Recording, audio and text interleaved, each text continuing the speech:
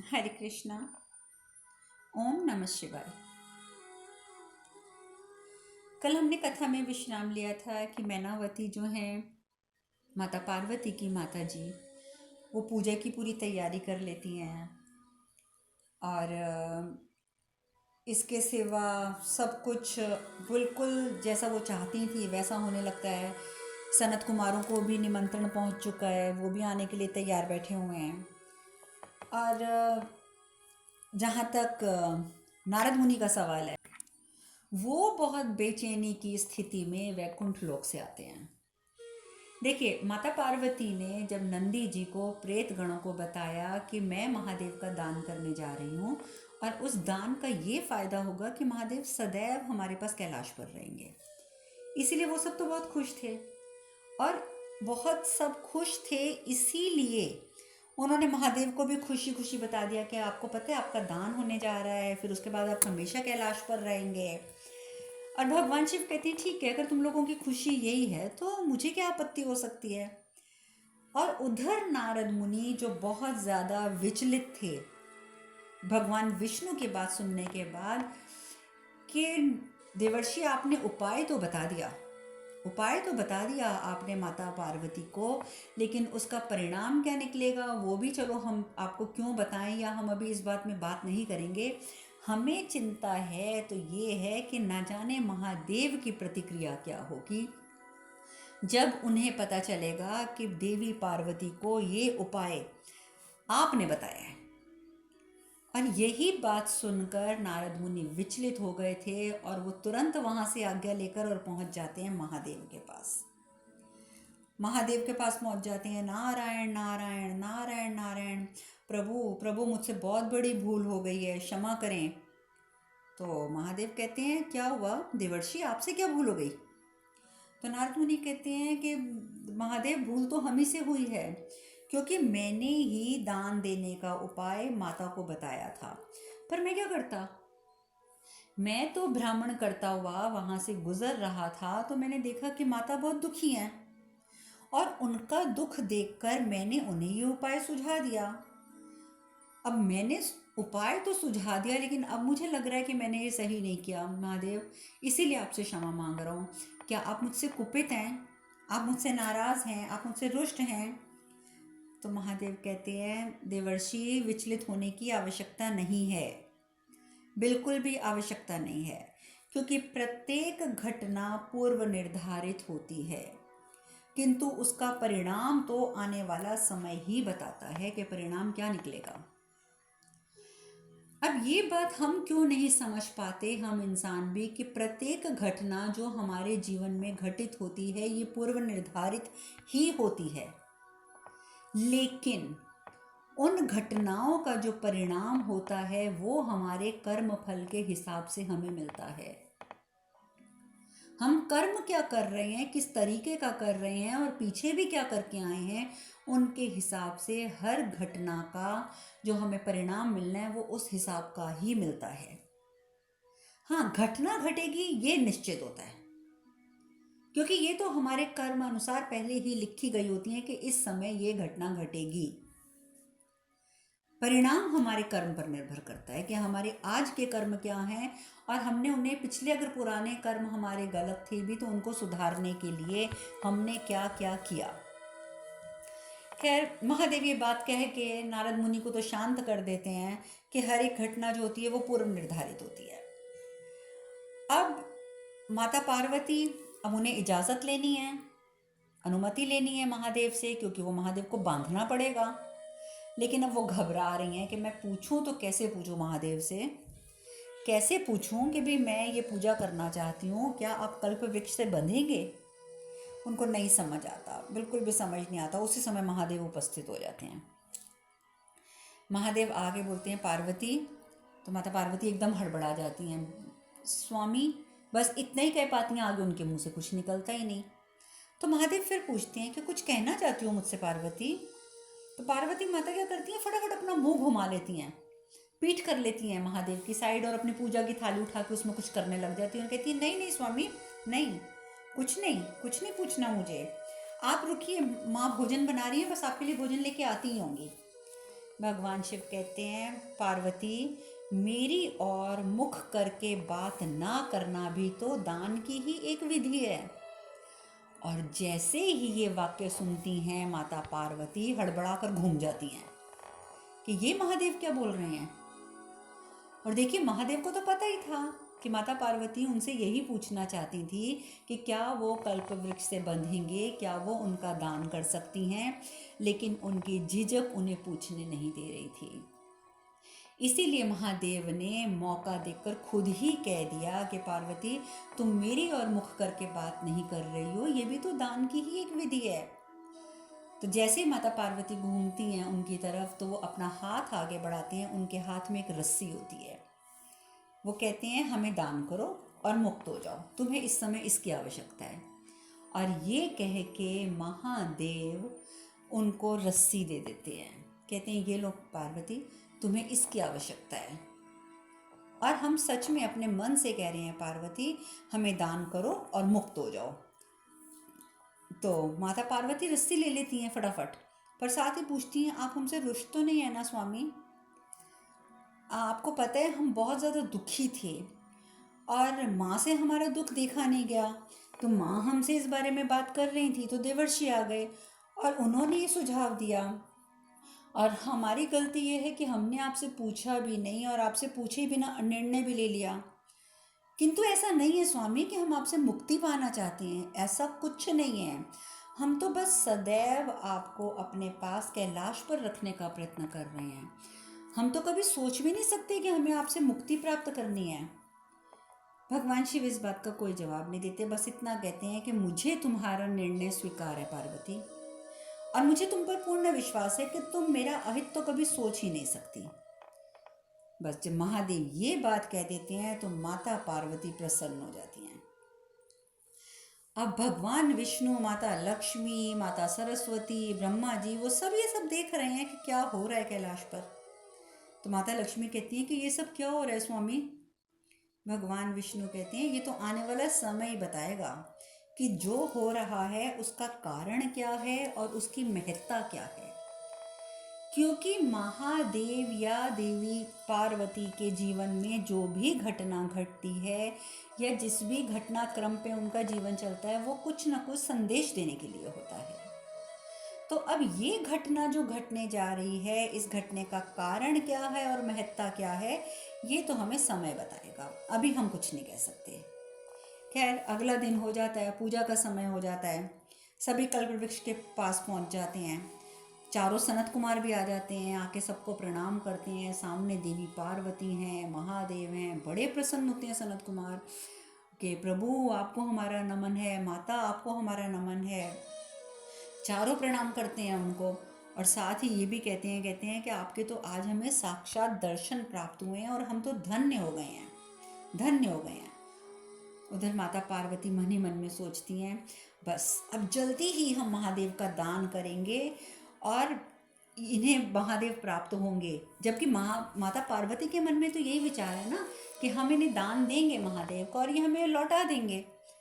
और उधर सनत कुमार मन ही मन में ये सोच रहे हैं कि अरे वाह, अब तो हमें महादेव का दान मिलने वाला है और महादेव सदा सदा के लिए हमारे साथ बंध जाएंगे। और उधर महादेव वो भी मन में सोच रहे हैं और वो मन में ये सोच रहे हैं कि दोनों पक्ष ये नहीं जानते कि एक दूसरे के मन में क्या चल रहा है। और बिल्कुल सही बात तो है, माता पार्वती के मन में चल रहा है कि हम फटाफट दान करेंगे, दान करने के बाद ये हमें पुनः महादेव वापस करेंगे और महादेव हमारे पास सदा रहेंगे। और सनत कुमार ये सोच रहे हैं कि माता पार्वती हमें दान करेंगी तो महादेव सदा के लिए हमारे हो जाएंगे। अब दोनों के मन में बात तो विपरीत चल रही है, इसीलिए महादेव मन ही मन मुस्कुरा रहे हैं कि ये दोनों ही नहीं जानते कि एक दूसरे के मन में क्या चल रहा है, दोनों के मन में क्या विचार उत्पन्न हो रहे हैं। पर साथ ही महादेव सोचते हैं कि जब इन दोनों को पता चलेगा ना कि एक दूसरे के हृदय में क्या चल रहा है तो उस समय जो दृश्य होगा ना वो देखने लायक होगा। और महादेव भी सोच सोच के मन ही मन मुस्कुरा रहे हैं कि वो दृश्य बड़ा अत्यंत मनमोहक होगा। खैर, माता पार्वती बोलती हैं कि पहले हमारी पूजा होगी, फिर भोजन होगा और उसके बाद दान होगा। अब पूजा भी हो जाती है, जब पूरी पूजा हो जाती है भगवान महादेव की भी हो जाती है, कल्प वृक्ष की भी हो जाती है, तो माता पार्वती कहती हैं कि अब आप स्वामी आप बंधेंगे कल्प वृक्ष के साथ, क्योंकि जब आप उन कल्प वृक्ष के साथ बंधेंगे तभी हम आपका दान कर सकते हैं ना। तो महादेव कहते हैं हाँ हाँ, और वो जाकर कल्प वृक्ष के पास खड़े हो जाते हैं। अब सब अपनी अपनी जगह प्रसन्न हैं। नारद मुनि भी मन में नारायण नारायण नारायण नारायण, बस अब सब कुछ ठीक ठाक हो जाए। अब माता पार्वती क्या करती हैं, रस्सी से जो महादेव ने दी होती है, महादेव को उन्हीं की दी हुई रस्सी से कल्प वृक्ष के साथ बांध देती हैं। जब बंध जाती हैं, उनकी पूजा हो जाती है, तो उसके बाद वो कहते हैं कि विधि संपन्न हुई, अब हम अपने स्वामी को आपको दान में देते हैं। जैसे ही माता पार्वती ये बात कहती हैं, सनत कुमार कहते हैं कि इससे शुद्ध पवित्र दान तो कोई हो ही नहीं सकता। आज तक इससे पवित्र दान इस पूरी धरती पर कभी किसी को प्राप्त नहीं हुआ होगा। हम तो धन्य हो गए। और उधर माता पार्वती मन ही मन सोचती हैं, स्वामी अब आप हमसे और कैलाश से कभी दूर नहीं जा पाएंगे, अब तो आपको हमसे बंध कर ही रहना पड़ेगा। अभी यही विचार चल रहे होते हैं एक दूसरे के मन में, और रस्सी खुल जाती है। चारों सनत कुमार जाते हैं और महादेव के चरण छूते हैं और कहते हैं कि प्रभु अब आप हमारे हुए, सदा सदा के लिए आप हमारे हुए, अब आप हमारे साथ ही रहेंगे, और अब हम आपको कभी दूर नहीं जाने देंगे, कभी भी दूर नहीं जाने देंगे। आप अब सदैव हमारे साथ हमारे ही आश्रम में रहेंगे। जैसे ही वो ये बात कहते हैं कि अब आप हमारे साथ सदैव हमारे आश्रम में रहेंगे, हम आपको कभी दूर नहीं जाने देंगे, माता पार्वती, मैनावती, प्रेतगण, नंदी सब के सब स्तब्ध रह जाते हैं कि ये क्या। और उधर सनत कुमार, चलिए प्रभु हमारे आश्रम चलिए, हम आपकी बहुत सेवा करेंगे, हम आपको कोई कष्ट नहीं होने देंगे। और भगवान शिव भी उन चारों के साथ चल पड़ते हैं। माता पार्वती तो रुकिए रुकिए रुकिए कुमार रुकिए, आप कहाँ ले जा रहे हैं हमारे स्वामी को, कहाँ लेके जा रहे हैं। तो सनत कुमार कहते हैं कि माता अपने साथ लेके जा रहे हैं, और कहाँ ले जा रहे हैं, आप चिंता मत कीजिए, हम इनका पूरा ध्यान रखेंगे, आपने ही तो महादेव का दान किया है। तो माता पार्वती कहती है परंतु आप महादेव का क्या करेंगे, हमने दान किया, अब हमें लौटा दीजिए। सनत कुमार कहते हैं आप हद कर रही हैं माता, आपने हमें आमंत्रित किया था दान देने के लिए, आपने दान दे भी दिया, तो दान देने के पश्चात उस वस्तु पर आपका तो अधिकार ही नहीं रहता, तो आप कैसे महादेव को पुनः प्राप्त करने की बात कर रही हैं। तो माता पार्वती कहती है पर हमने तो एक कल्प वृक्ष भी तो दान किया था ना, तो आप इस कल्प वृक्ष को ले जाइए, ये आपकी सारी इच्छाएं पूरी कर देंगे। देवर्षि नारद ने भी तो यही किया था, उन्होंने भी तो देवराज इंद्र को वापस कर दिया था, इंद्राणी को, और उन्होंने तो कल्प वृक्ष भी वापस कर दिया था। पर चलिए कोई बात नहीं, आप कल्प वृक्ष ले जाइए, हमें नहीं चाहिए, पर हमारे स्वामी तो हमें लौटा दीजिए। सनत कुमार बोलते हैं देवी माता पार्वती, आप ये क्यों भूल रही हैं कि वो देवराज इंद्र थे, तो हमारे बड़े भ्राता और हमारे भ्राता नारद मुनि वो क्या करते देवराज इंद्र का, और देवराज इंद्र को कौन अपने पास रखेगा, कोई रखना भी नहीं चाहेगा, तो इसलिए उन्होंने वापस कर दिया। पर ये तो महादेव हैं, महादेव, और जिसे महादेव प्राप्त हो जाएं उनके जीवन में कल्प वृक्ष का क्या महत्व। नहीं नहीं माता, हमें नहीं चाहिए आपका कल्प वृक्ष, हम तो बहुत खुश हैं, हमें तो हमारे महादेव मिल गए। नंदी कहती हैं तुमने सुना नहीं कि माता ने क्या कहा है, आप लोग महादेव को नहीं ले जा सकते। प्रेतगण भी अड़ जाते हैं, नहीं नहीं हम तो अपने महादेव को नहीं जाने देंगे, हम अपने महादेव को नहीं जाने देंगे। सनत कुमार कहते हैं आपको क्या लगता है कि आप लोग हमें डरा धमका कर भयभीत कर लेंगे, हम नहीं डरने वाले, हम कुछ भी अनैतिक नहीं कर रहे हैं, आपने हमें दान दिया और दान दी हुई वस्तु हम अपने साथ लेकर जा रहे हैं, बस, और तो कुछ भी नहीं है। माता पार्वती तो जोर जोर से रोना शुरू हो जाती हैं, वो तो मैनावती पे गुस्सा हो जाती है, माँ आपने ये कैसा अनर्थ करवा दिया, कैसा अनर्थ करवा दिया आपने ये। तो मैनावती बोलती है पर ये सुझाव तो देवर्षि का था ना। अब नारद मुनि खड़े हो जाते हैं, कहते हैं आप ये क्या बात कर रही हैं, सुझाव बेशक मेरा था, परंतु उसे स्वीकार करने का निर्णय तो आपका था ना, वो निर्णय तो मेरा नहीं था, मैंने तो सुझाव दिया था, आप अस्वीकार कर देती, आपने क्यों स्वीकार किया उसे, अब आप ये इल्जाम क्या मुझ पर देंगी। अब बताइए ज़रा, अब नारद मुनि भी ये बात सही कह रहे हैं, बात सही कह रहे हैं, बात सही कह अब नारद मुनि ने भी पल्ला झाड़ लिया। अब माता पार्वती परेशान। अब भगवान शिव से, हमसे बहुत बड़ी भूल हो गई स्वामी, हमसे बहुत बड़ी भूल हो गई, अब तो आप ही कोई उपाय बताइए, अब हम क्या करें स्वामी, अब तो आप ही बताइए।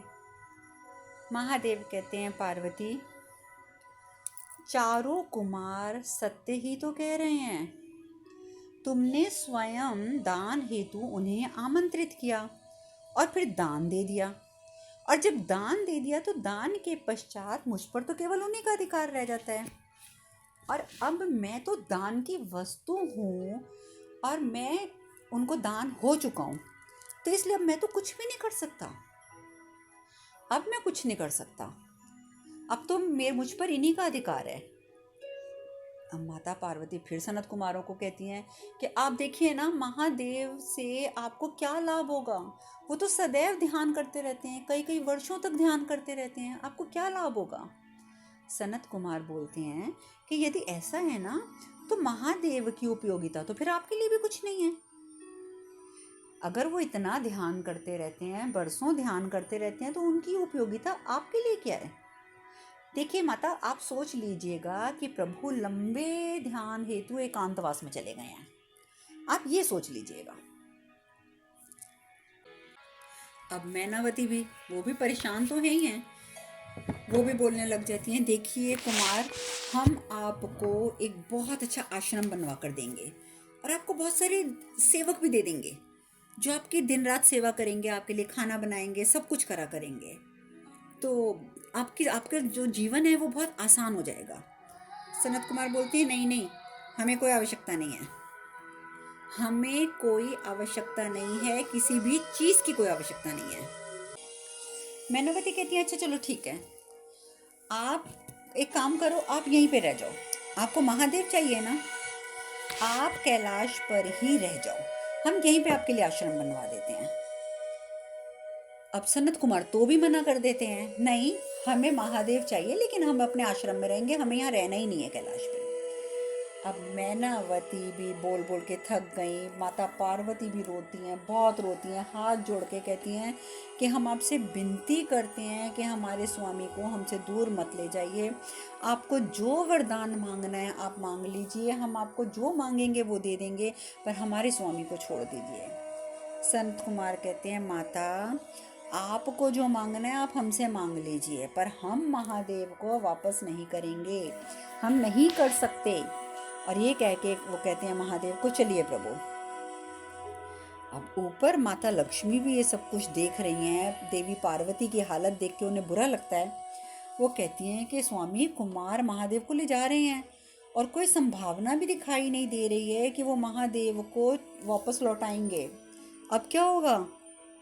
और उधर माता सरस्वती वो भी कहती हैं देवी पार्वती के निवेदन को भी तो अस्वीकार कर दिया उन्होंने, देखा नहीं आपने, देवी पार्वती ने हाथ जोड़कर विनती करी है। लक्ष्मी माता कहती हैं कि परंतु महादेव को पुनः कैलाश तो वापस लाना होगा, पुनः वापस लाना होगा, उनके परिवार के लिए, त्रिमूर्ति के लिए, समस्त संसार के लिए उन्हें वापस तो आना पड़ेगा। लेकिन उधर वो महादेव को लेके चल पड़ते हैं, मैनावती पुत्री हमें क्षमा कर दो, हमें क्षमा कर दो, ये सब मेरे कारण हुआ है, मुझे और तुम्हारे बीच में, महादेव के बीच में हस्तक्षेप नहीं करना चाहिए था। अब देखिए यहाँ पर आया ना ये सबसे महत्वपूर्ण वाक्य, कि अब मैनावती को ये महसूस हो रहा है कि तुम्हारे गृहस्थ जीवन में मुझे नहीं आना चाहिए था, तुम्हारे और महादेव के बीच में हस्तक्षेप मुझे नहीं करना चाहिए था। देखिए, जिस घर में विवाह के उपरांत उस लड़की की माता जी का हस्तक्षेप होगा, वो परिवार कभी भी सुखी नहीं रहता है। इसीलिए कन्यादान कहा जाता है कि जब आपने कन्यादान कर दिया तो फिर कन्या को अपनी गृहस्थी खुद चलाने दें, उसकी ज़िंदगी में दखल ना दें, तभी उसकी गृहस्थी चलेगी, अन्यथा नहीं चलेगी। लेकिन आजकल की पढ़ी लिखी कई माताएं ये बात समझती नहीं हैं। खैर, हम कथा पे आते हैं। सब रोने लग जाते हैं, सब रोते हैं। अब नारद मुनि भी परेशान, कहते हैं दोष तो सारा मेरा ही है, मेरा कोई अधिकार नहीं था कि मैं आपको ऐसा सुझाव देता। प्रेतगण भी रोने लग जाते हैं, क्या करें क्या करें। माता पार्वती कहती हैं कि देखो, महादेव का दान हमने किया है, तो अब उन्हें वापस लाने का दायित्व भी हमारा है और हम उन्हें वापस लेकर आएंगे।